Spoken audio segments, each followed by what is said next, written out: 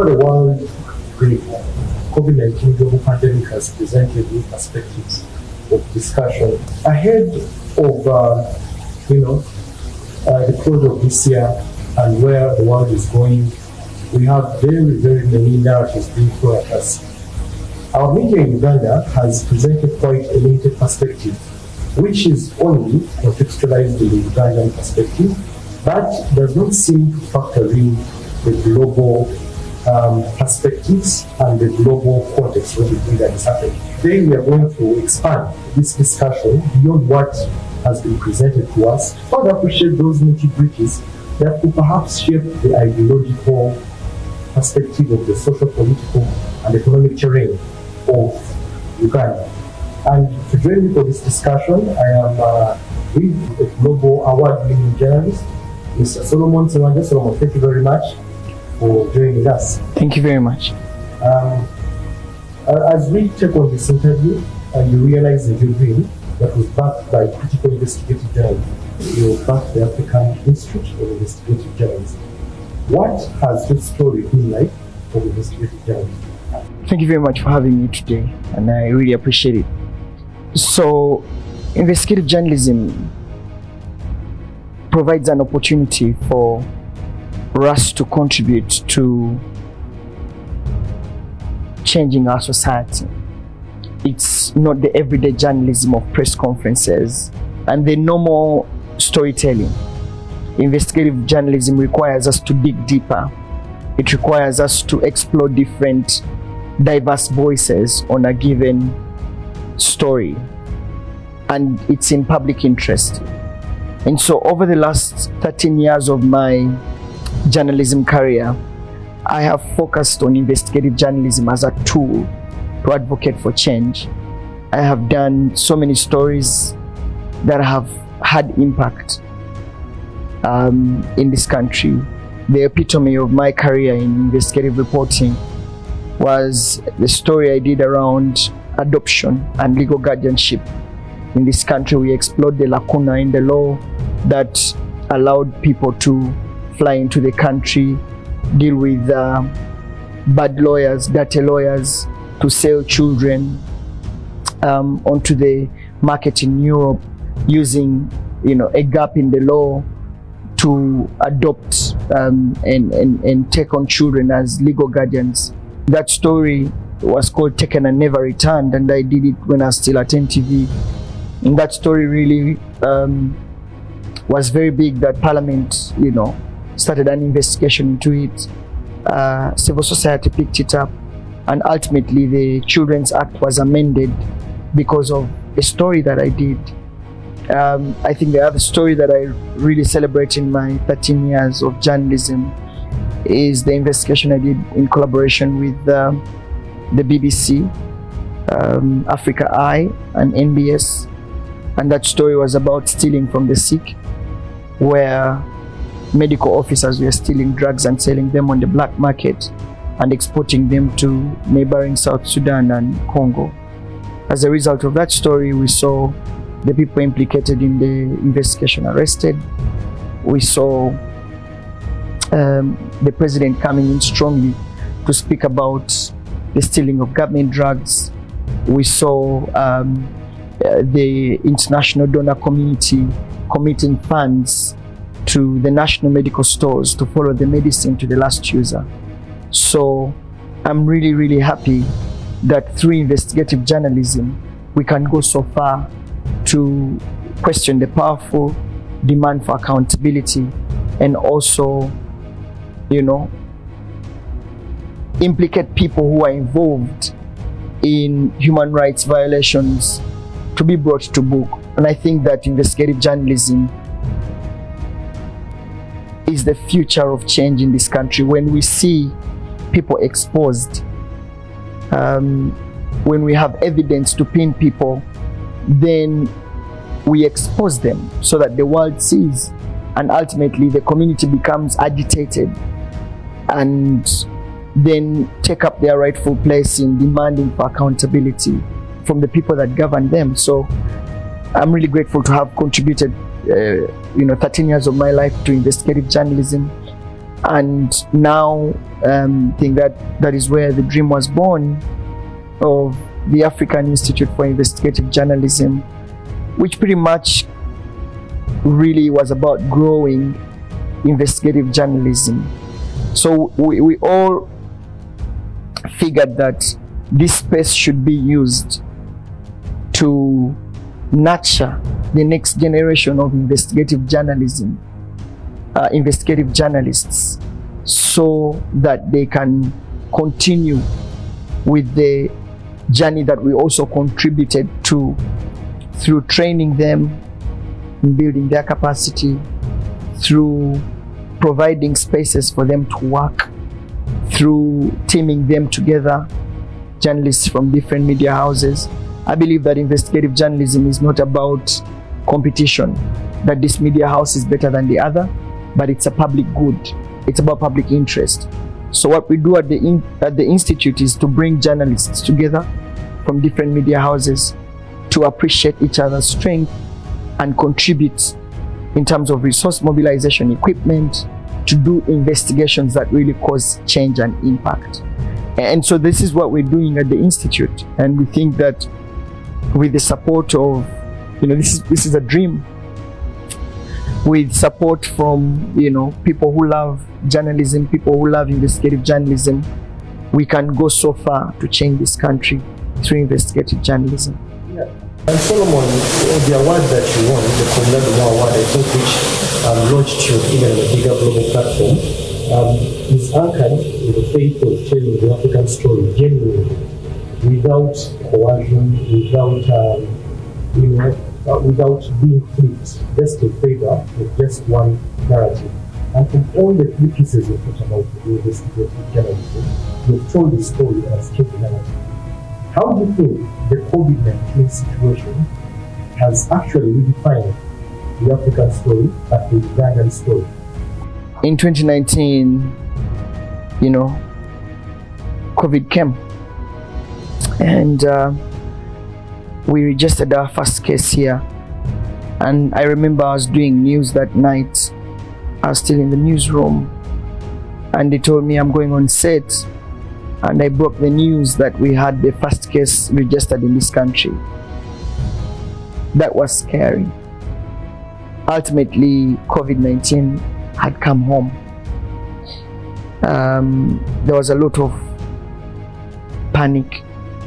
The president, as a leader at that moment, you don't want your people to die. And so you're thinking of, what do I do? Then the president calls for a lockdown. And the argument was that because of the lockdown, the spread would reduce. I must admit that I also contracted COVID, at least according to the medical tests. And then, I was taken into hospital, was there for 14 days, came out, and, that was the first wave. And I think it wasn't that serious at first. And then came the second wave that has claimed lives. So many people died. We saw people going on oxygen. We lost loved ones along the way. So then that time, it was about, in the first wave, put on your mask, put on your mask, put on your mask, wash your hands and all that. Along the way, then it turned to become a personal responsibility. If you don't put on your mask, you'll contract COVID and you'll die. And then the healthcare system was overly stretched. Hospitals were full. Private hospitals, were involved in the fight, charged exorbitant prices. People were on oxygen. I remember, there was a lot of, someone would ask to deposit a land title.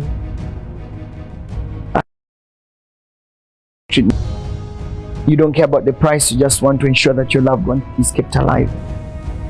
What, in my view, has captured my attention in terms of the way the media has reported on the pandemic, I think I can characterize them in three ways. The first one is, I want to go on the economic side. I can tell you, Simon, we have borrowed heavily to manage the pandemic in terms of the COVID response. And I have been asking myself, who is going to pay after the pandemic? We've gone to the World Bank, we've got money. We've gone to the International Monetary Fund, we have got money. We have passed supplementary budgets, all of it in the first wave to manage the spread of COVID-19 and to also support the healthcare system, support the vulnerable, and a lot of that money was used. What shocks all of us is that in the recent report by the Auditor General, the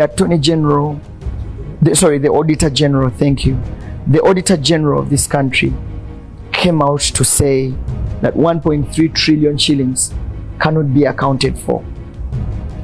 So think about it. A person of the Auditor General who audits books of accounts tells you, I don't know where the 1.3 trillion is.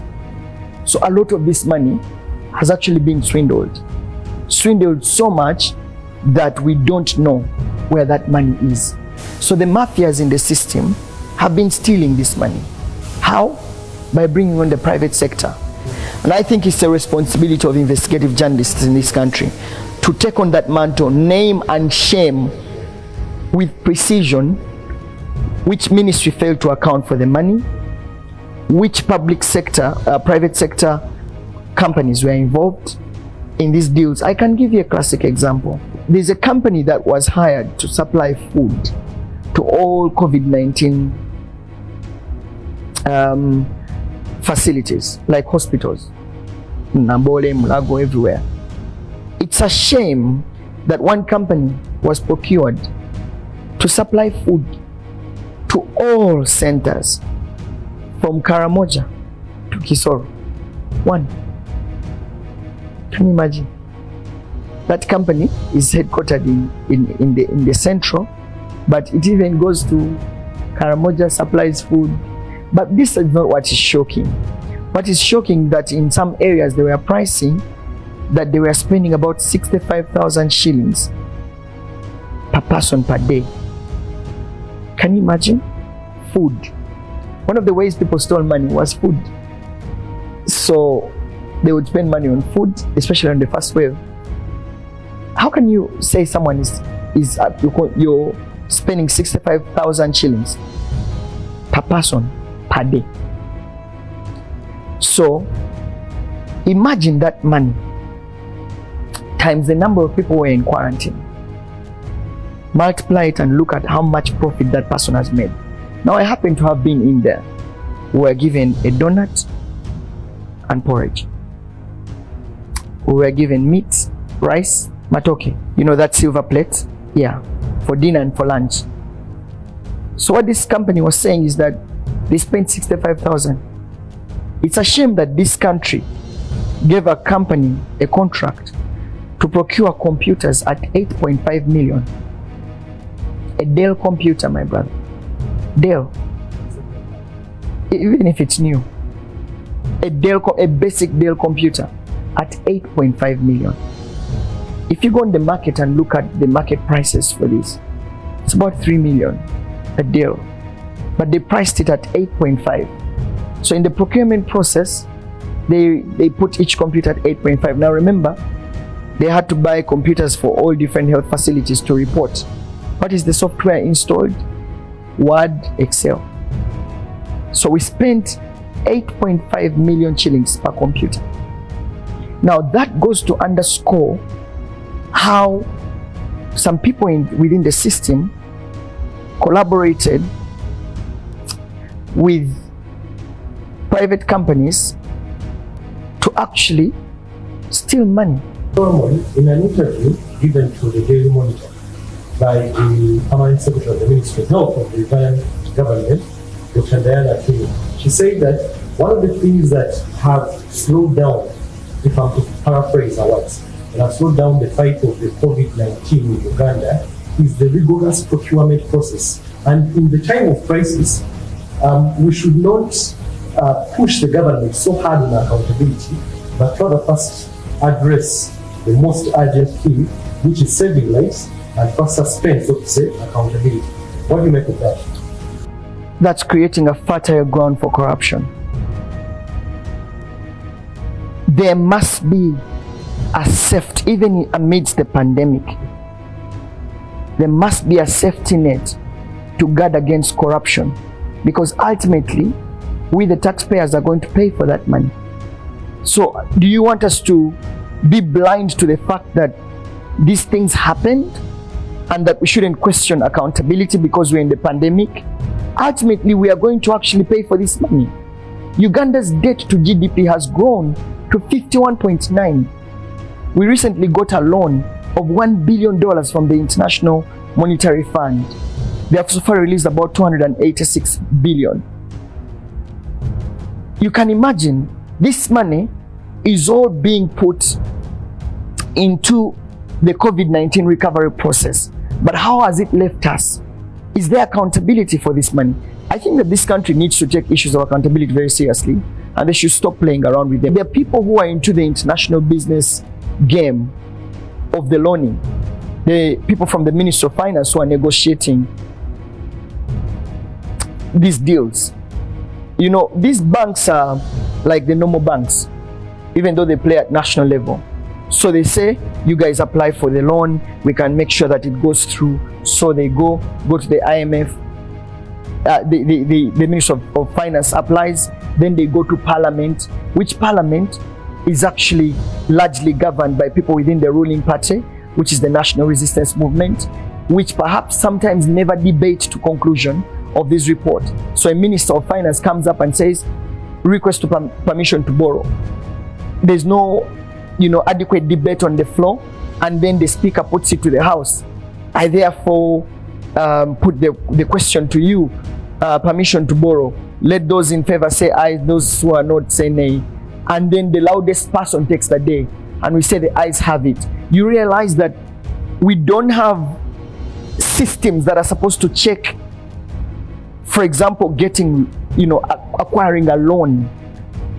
I can tell you that there are so many loans that have been passed by the August Assembly without clearly scrutinizing what that money is going to be.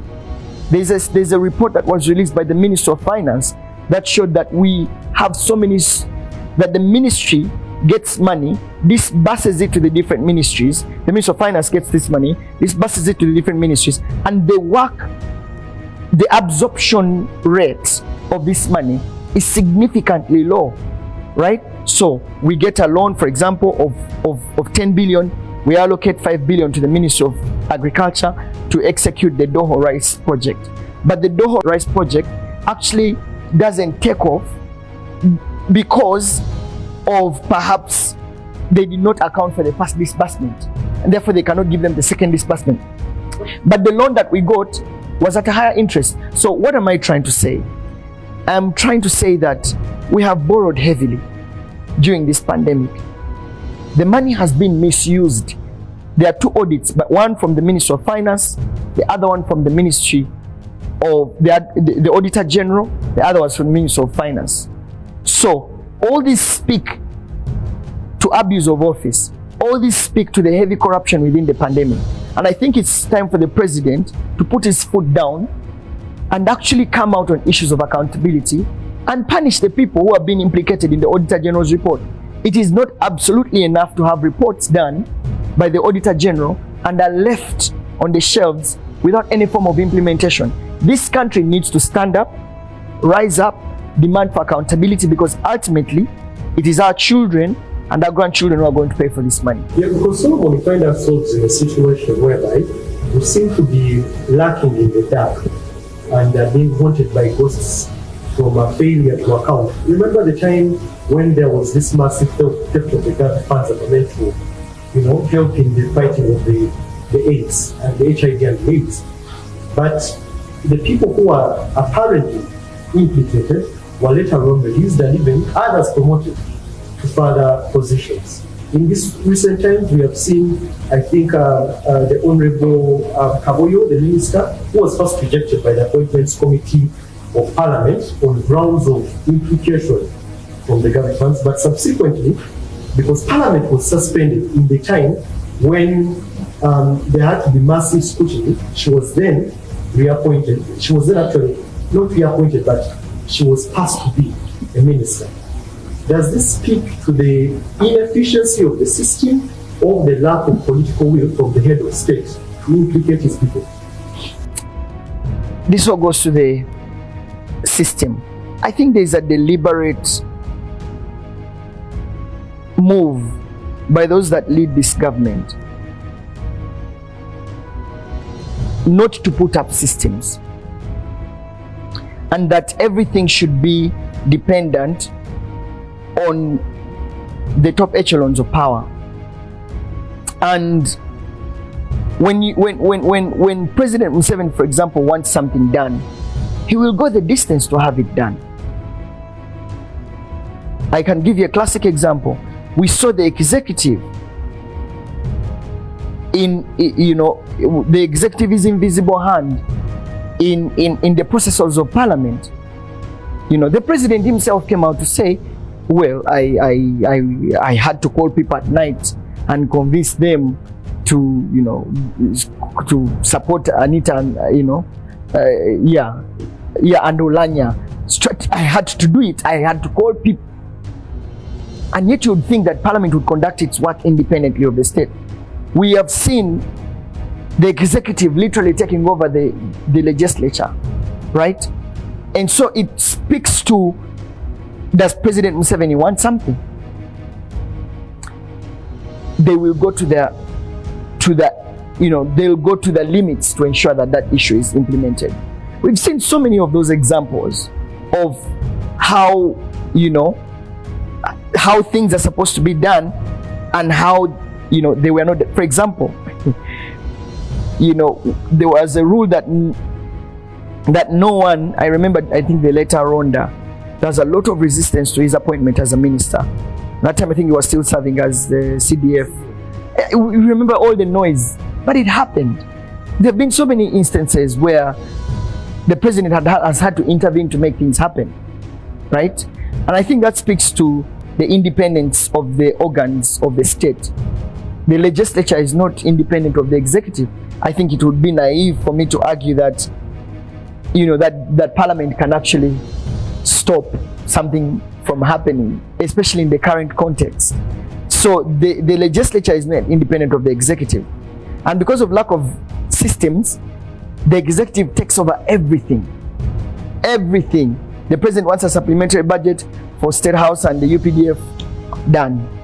Everything. When the president wants, he gets. I think that we need to have an honest conversation as a country in terms of the systems that are supposed to be the checks and balances in our governance structure.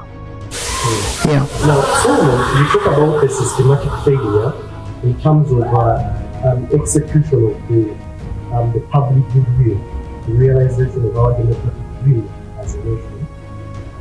And that also speaks to our behavior in responding to the current pandemic. I want to get your mind on what you think about the role of investigative journalism, especially in questioning some of the narratives that are handed over to us by the government, really, in this fight. And I will just pick probably one specific one.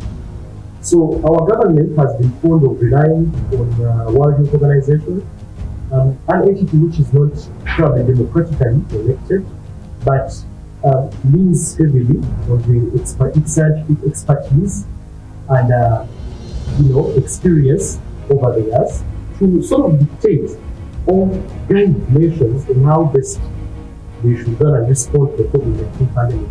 Take blanket measures such as the lockdowns, take blanket measures such as the massive vaccinations, and we haven't seen journalists, investigative journalists, boldly coming out to question some of these narratives. Is it that there is no contrary narrative to look out for, or it speaks to our new incompetence as investigative journalists or the lazy journalism we have in this nation to question some of these narratives? I think that the World Health Organization is certainly the biggest health body in this country. In case there's a pandemic, part of their role is to actually find out what's going on, right? And I think they rely on science and research. And you'd expect that if there's any outbreak anywhere, the WHO would come, do test samples, do research. And I think that in this space, I think they are justified to do so. Because at that moment, we don't know what this thing was. Remember the onset of the pandemic. People are dying, we don't know what's going on. Who do we look to? WHO. Why? Because that's why we think is the center of the research, center of answers. So it has the world's best medical people, research, labs, and all this. And so they look to WHO. We all look to WHO for some answers. Here in Uganda, we look to the Uganda Virus Research Institute for some answers because we don't know what's happening. So what is science telling us? And I think on that note, WHO has the responsibility to actually inform the world about what's going on. And ultimately, we rely on it for solutions.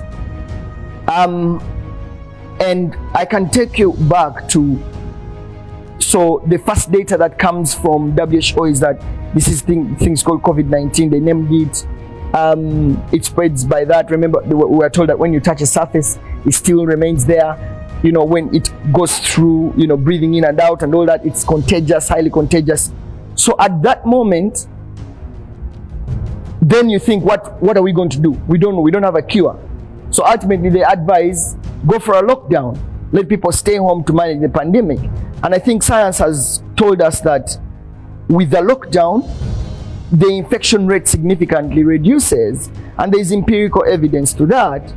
And science has also told us that when you wear a mask, it reduces on the spread. And justifiably so, because by the time these guys come out, they have researched and they know they're coming from an empirical evidence. That research can too be challenged. I think we've had doctors elsewhere. I think it was in the Netherlands where, science always can be checked and questioned. I think that's how science. I'm a scientist myself. The thing that I know is that when you do a research, someone else should be able to do the same research and get to the same results. But when that person goes through that same research and gets different results, then they also are justified to put out their narratives. And oftentimes, people don't want to listen to them, right? Because they think that you're against science. But even when the very people who are actually also doing research in this same era can actually be scientists, and and they have done research and they have been able to prove. So I think that at the onset of the COVID-19 pandemic, the solutions that were being presented by WHO were informed by science and to manage the spread. And evidence suggested that where there was a lockdown globally, infection rates reduced. Now, vaccinations came. So first of all, breaking news. We are happy that we've got a vaccine. Then, the Pfizer starts, the Johnson & Johnson, there was a race to find a vaccine because people were dying. Literally, I think we've lost over so many millions of people globally to COVID-19. And so there was a rush for a vaccine. So WHO then started assessing the efficacy of the vaccines, some of which was at 96, the other 98. It was trial. Humankind was racing to survive. And then along the way, the Chinese came up with a vaccine. WHO did not approve it. Yeah, and then we begin to think, the Chinese government has actually come up with a vaccine. Why don't you also look at it and test its efficacy? you know. So we approved Pfizer, we approved Johnson and Johnson, we approved which was the other vaccine, AstraZeneca. All of them approved. So what does the China government do? For them, they say, we'll not wait for WHO. They start the vaccination. And the world was up in fire with them. Why do you vaccinate people with a COVID-19 jab that has not been approved by WHO? And they said, we are minding about our people. So then it became about, how do we be able to ensure that people survive against what WHO is saying? So what am I saying? I am saying that for measures that have been put in place, we were in desperate times and we needed solutions. We needed answers.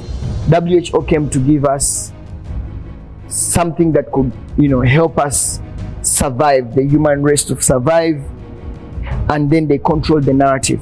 Ultimately, what is Museveni going to do about when WHO thinks that lockdown is the best measure?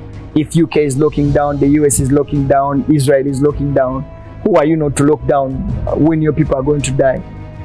But then, the president is also caught within a rock and a hard place. If I lock down my people, what are they going to eat? There's so many people who are right now struggling. Let me tell you, a 42-day lockdown.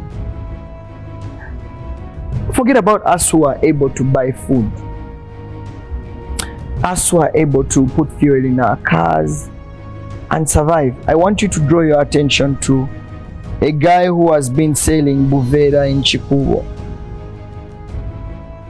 And that's his sole income. How are these people going to survive? You see, we have scientists here who have really been working hard on trying to find a vaccine. I don't know how far they've gone. We recently got the COVID-X thing that everyone is rushing, but saying it works. So I tweeted one day, I said, let Uganda submit the COVID-X thing to WHO for approval so that we sell it to the world. And what was also interesting is that, the National Drug Authority, reviewed it, chap, and the next day the president says, we've given it green lights. Now, for you to actually consider COVID-X to work, you must have done clinical trials, right? You must have done all these things. Clinical trials on animals, on what? That's why to find a vaccine was quite difficult. So this medicine, people say, it works. I used it and it works. So the president, does it work? NDA, is there any problem? No, okay. Then we passed it, right? Even against the clinical trials that were supposed to be done for COVID-X, the president moved ahead and said, guys, use this COVID-X, it's now on market. I think that was a rational move, that we didn't have to wait for WHO to actually approve COVID-X for us to have to consume it. But I want you to put yourself in the president's shoes, Simon. People are dying. The healthcare is overstretched. Private sector is coming in with huge medical prices to contain. The medical workers are equally overstretched. And then you're saying, if we lock people down in their homes, they will not come close to each other. Even when you tell people to mask, they will not. So if I lock down people, and the science perhaps tells us, then you weigh, okay, there's a science that says there's no significant effort, but then what do your numbers tell you? If you lock down, at what percentage will the pandemic reduce? If you were the president and you have an overstretched healthcare system, a significant number of people who are dying, you're still struggling to access vaccines to immunize people. People have to eat, drink, and survive.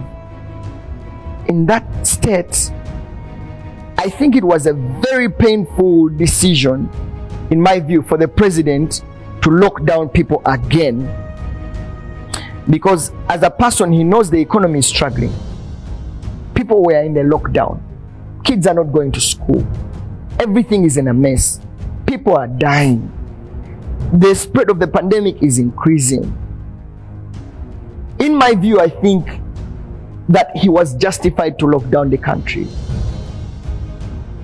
But there was need for us to focus on, yes, we are locking down people, but how are they going to survive in the first place? There is no president or there is no leader who would love to see his people die of hunger, but it is also tough to see that people are dying within corridors of hospitals and there's no one to support them. I don't know if you were the president, what you would have done in this case, Simon. I don't know, but Solomon, and I hear where you're speaking from, that in the first place it was justified. In the second place, I think when we looked up in the first place, we were told we are closing up one, sort of resuscitate the healthcare system, the economy, very efficient. As a matter of fact, Uganda took a loan, I think it got a grant from the African Development Bank to build an economic stimulus package. This money, and as a matter of fact, the budget, the budgetary speech of 2020-2021 was themed along the lines of, I think, stimulating the economy of Uganda. But all this money was actually channeled elsewhere. We had instances where the likes of the owner of the pharmacy hospitals got over 20 billion. So the thing is that there was a chance to prepare to sustain the healthcare system. The Minister of Health told us that we are doing everything. She assured us. What happens ahead of 2021 towards the elections? We carry on the elections. Campaigns go on normally and abnormally for some. COVID is used as a weapon to actually demonize and attack those in opposition and those who seemingly disagree. So I think all chances were presented. But Solomon, what do you make of the case of nations which took a fast start? The likes of Madagascar, the likes of Sweden, which chose not to close down, the likes of Norway, where the head of state came out and apologized for the locking down. What does that speak for us as an African? Let's come here home to Tanzania, because Tanzania too refused. But you know what Tanzania did? What Tanzania did is they refused to give the world data around COVID-19. I remember going to Tanzania during that time and I was the only one putting on a mask in a hall. I think I was doing the annual youth summit, the East African annual youth summit. And you know, you have heads of state that are not putting on masks and you're the only one in the whole population. What Tanzania did was not to tell the world what was happening. But information that was coming there is people were dying. People were dying. Just recently, Samia Suluhu started putting on masks, telling people, please mask up. This COVID-19 thing is real. You know, it's real. It's real and people are dying. So we've seen Tanzania starting to mask up right now. And that speaks volumes to what could have happened then when President John Pombe Magufuli was still head of state. So the challenge there was, in my view, is there justifiable evidence, scientific evidence, that countries that did not lock up had a lower infection rate than the countries that locked up? Because then a country can base on that data and study it very well and then make a decision whether to lock up or not. Let's look at the population of Norway and the way of life, the discipline there. Telling people, you know, you have to mask up, we'll leave you open. Look at, for example, what Boris Johnson did recently. I think it was on the 19th when he said all these things should stop. And he said, guys, if we don't open up in the summer, then do you want me to open up in winter? Let people have fun. Just the next day, he told people that for you to go to a club or for any gathering, you must have a COVID-19 passport. And I think that's what they call the vaccination card. So those countries have heavily immunized to what? About 50%. Here in Uganda, we've only immunized 1.1% of our population. So would it be therefore risky for us to just open up people when our vaccination rate is low?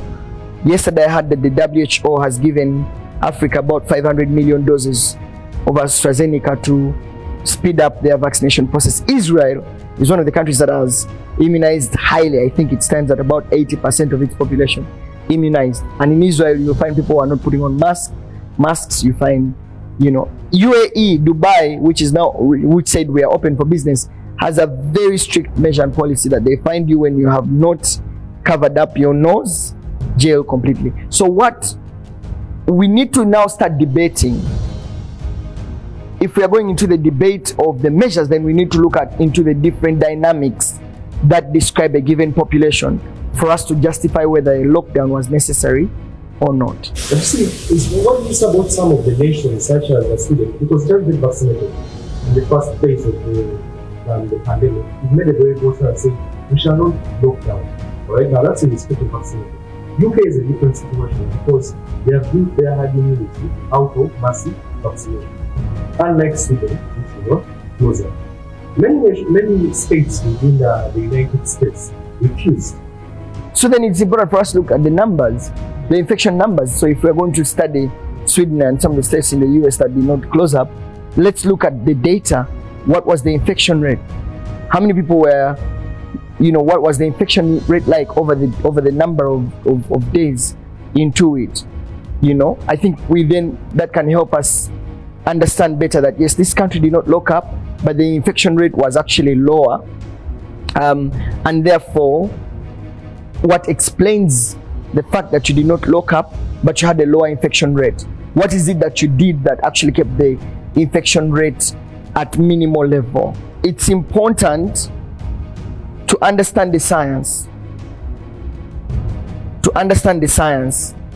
and then talk to epidemiologists. If, for example, if there was anyone who could come out to say here in Uganda and say, hey guys, I think that based on the research that we have, there's not been any significant difference between the infection rate when we lock down and when we are open, and therefore a lockdown is not justified. When you have numbers and data and research on that issue, then you have a credible point to start from. That new research has showed that lockdowns actually don't work. You get, if there is a paper published, for example, in some of those big, African journals, done by research, empirical research, because also you don't want to create misinformation or disinformation. As a journalist, credibility is very important. Where are you coming from? Where are you justified to actually make a conclusion to this? If there is data and research that has been done to show that there is no empirical evidence in the infection rate during the lockdown and before the lockdown, then I think that person deserves to be heard so that they explain their data and information so that we can question that data. But it is all at a global level. Scientific research has been politicized, and it has taken on the line of whether you're left wing or right wing. We have seen many, I think there have been cases from Canada, there have been cases from the United Kingdom, cases from the United States, where scientists who have presented the contrary view from what, for example, the NCDC presents, just the one under Dr. Fauci. You've seen, you follow the discussion in the Senate between Dr. Anthony Fauci and Senator Rand Paul, who is Senator Rand Paul is a scientist and saying, look here, Dr. Fauci, you guys funded research in Wuhan to actually, to come and sort of bias the World Health Organization. There have been proven instances of emails which are leaked by, I think, the scientists here, where Dr. Anthony Fauci has been accused of that. I think it's called the gain of function research, and all these are sort of biased. So, do you think it's actually critical for us to rely on some of these sources which have been heavily politicized? Because what's the place of credibility? What's the place of verification in such circumstances? I think that science is science. And science is the fact, and research is the fact that you can run through the same data and get the same results. for us to conclusively say that this report that it's a biased research, then we should come from somewhere to discredit that point of research.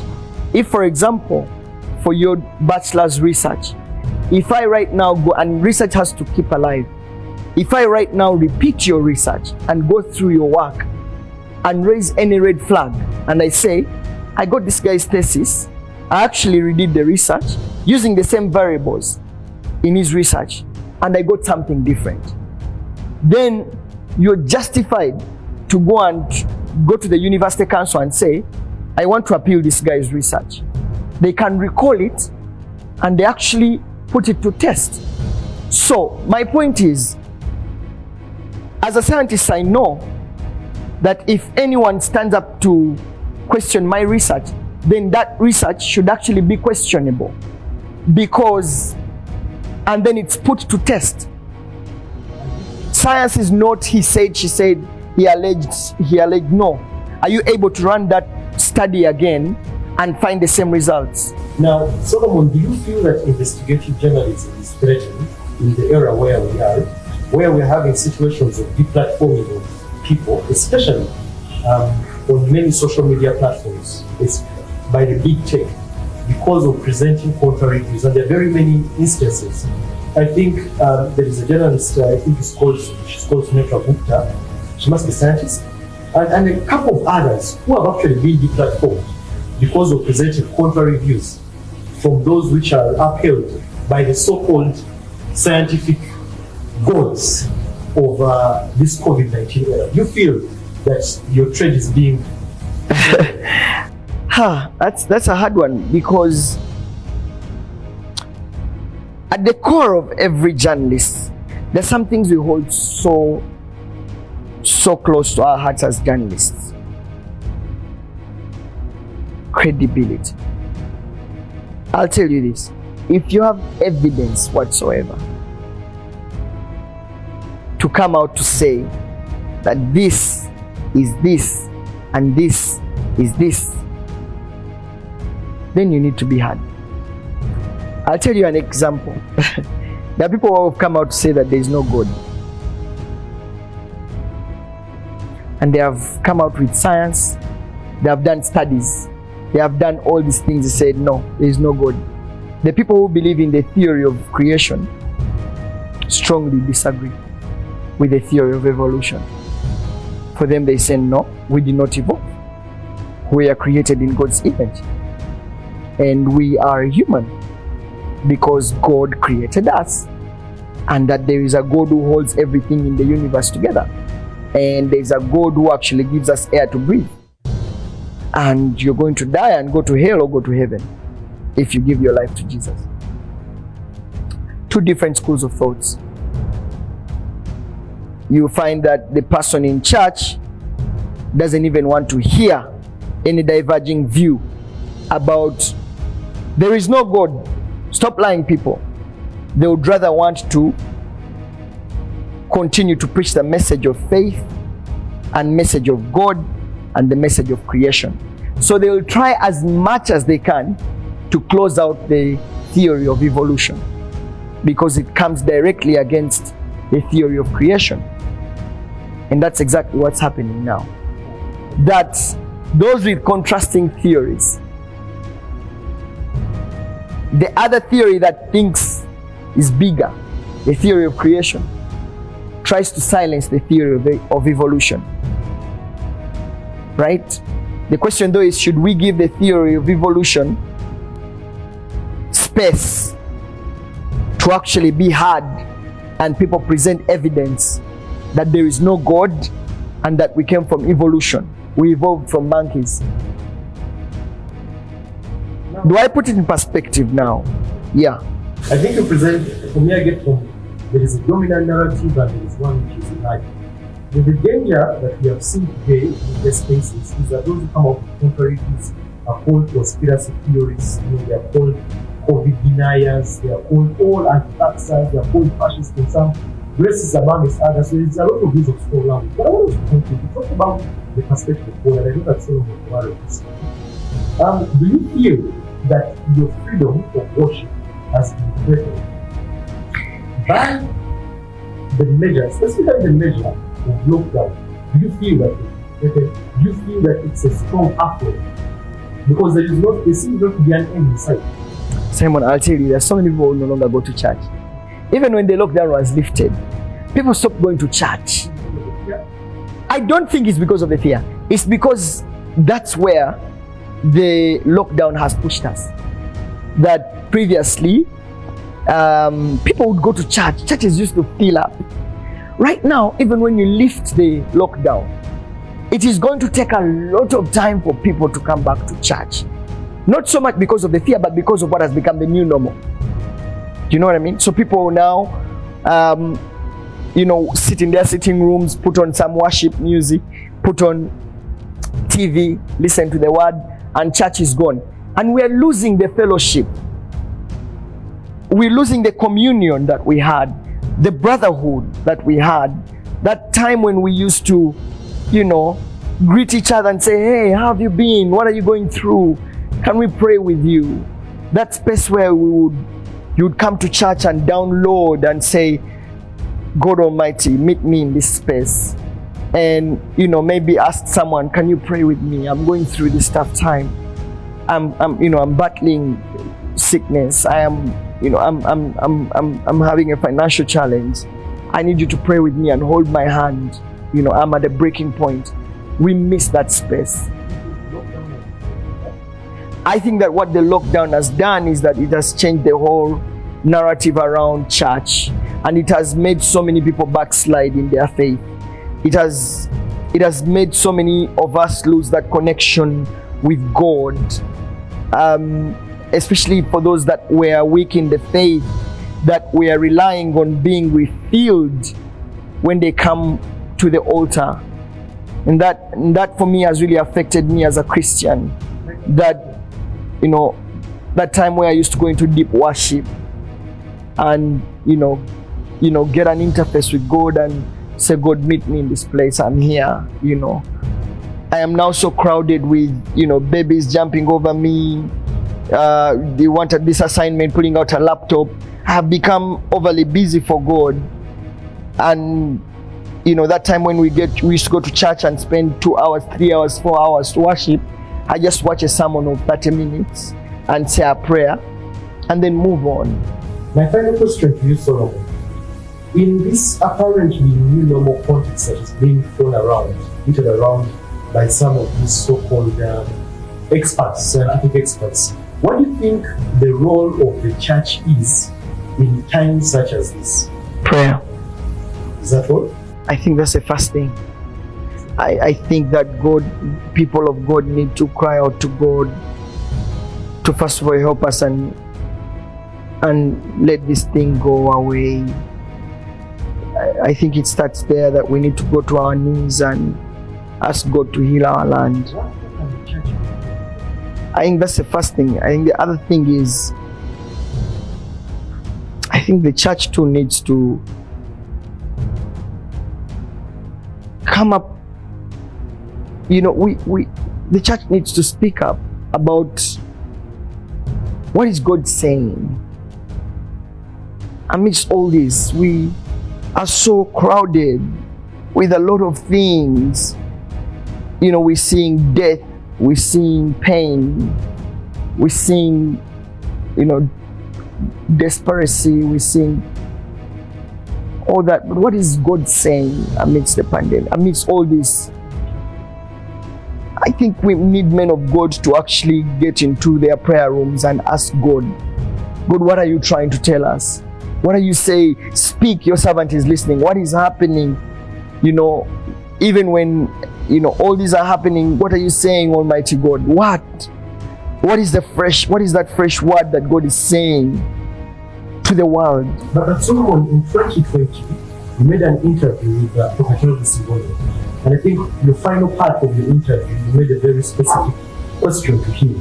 And you asked him, what is God saying in this time? What happens when men of God like Prophet Uganda come out and say, that says the Lord, but it only turns out to be, people bash them, despise and all this? I think that's expected, and there is also biblical evidence to that. Noah used to tell people, guys, the flood is coming. Flood is coming. Like, the flood came.